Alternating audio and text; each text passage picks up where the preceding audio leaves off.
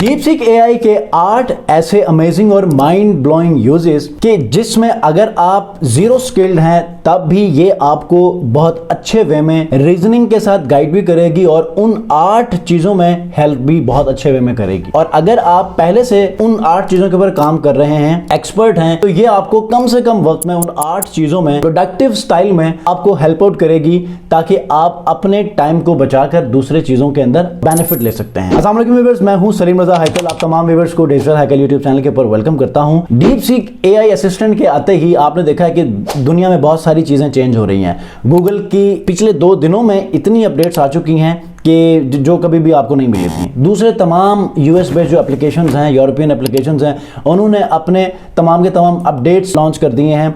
अब I don't know इसके पीछे क्या रीजंस हो सकती हैं, लेकिन आने वाले दिनों में ये रीजंस भी पता चलेंगी। आज इस वीडियो में मैं आपको 8 ऐसे यूजेस बताने वाला हूं कि जो कि आपके ब्लॉगिंग करियर को या डिजिटल मार्केटिंग करियर को बहुत ज्यादा पुश देने वाली है। अब वो क्या है?